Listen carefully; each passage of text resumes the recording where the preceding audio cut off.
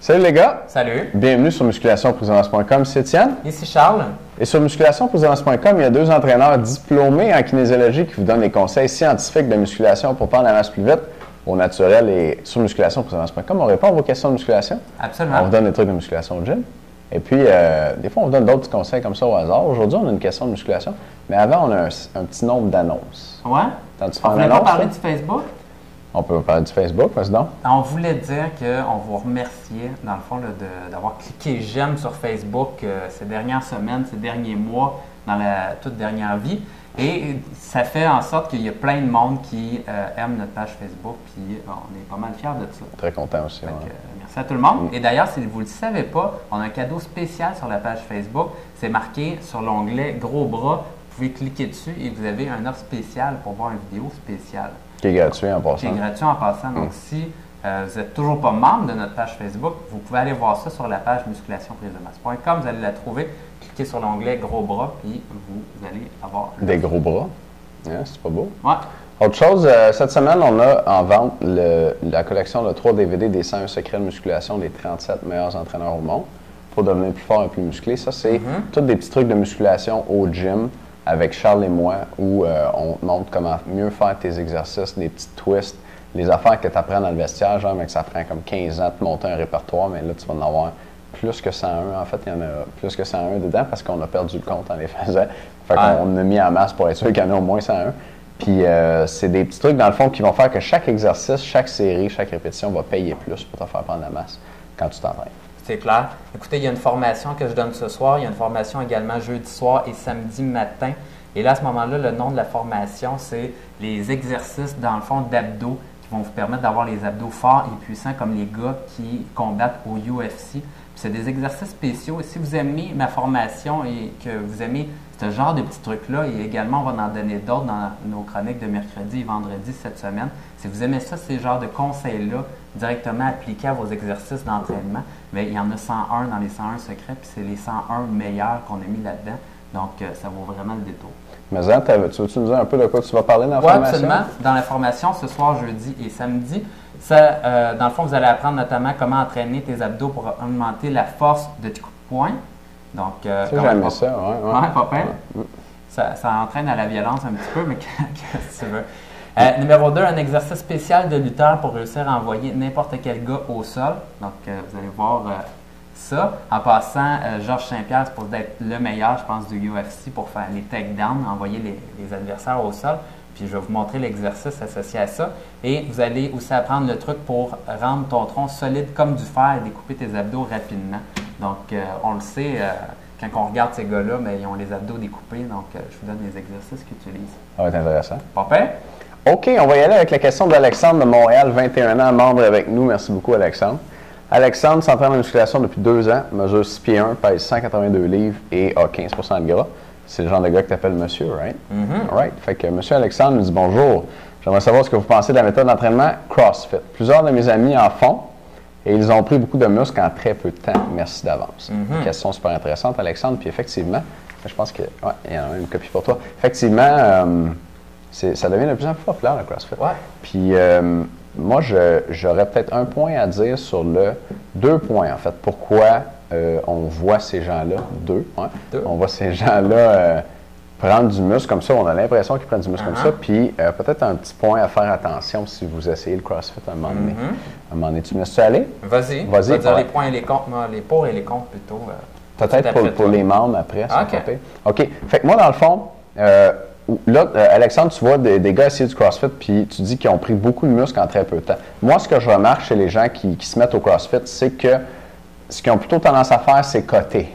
C'est coter. Avec le type d'entraînement qu'ils font, puis avec l'alimentation qui est très populaire dans ce milieu-là, qui est l'alimentation paléo, donc très faible en glucides et un peu plus riche en protéines et plus riche en gras, les gens, leur masse grasse, à fond. Ils perdent beaucoup de masse grasse. Là, quand quelqu'un est plus cut, puis ça m'est déjà arrivé quand je travaillais pour l'armée, on était un gym de 30 entraîneurs, un bureau de 30 entraîneurs, on entraînait toutes les recrues du Canada, ils passaient par là à Saint-Jean-sur-Richelieu. À un moment donné, j'ai fait une phase de cut, j'ai perdu comme 5 livres. Les gars m'ont dit, tabarnak, t'as pris du muscle ces temps-ci.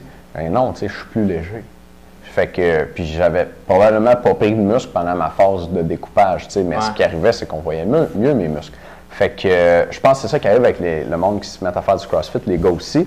Ils perdent du gras, puis là, ils sont plus cut, ils sont plus découpés. Tu te dis, t'as l'impression qu'ils sont plus musclés, mais si tu leur demandais s'ils ont pris du poids, s'ils ont pris du muscle, peut-être que non. Fait que ça serait mon premier point. Mon deuxième point, ça va vraiment être un point en faveur du CrossFit, par exemple. Ce qui est bien dans le CrossFit, puis en même temps, c'est un de leurs désavantages, puis je vais en parler dans un instant, mais ce qui est bien, c'est que la façon dont les entraînements sont structurés, ça pousse les gens à se pousser au maximum. Tu sais, tu as deux types, ou en tout cas plusieurs types d'entraînement, puis je ne suis pas très, très familier avec ça, mais je sais qu'il y a un type d'entraînement où tu as, mettons, 20 minutes, il faut que tu fasses un circuit le plus de fois possible. Fait que ça te force à le faire toujours le plus vite possible, puis à ton maximum. Ou tu as un autre type d'entraînement où il faut que tu fasses peut-être 30 répétitions dans le moins de temps possible.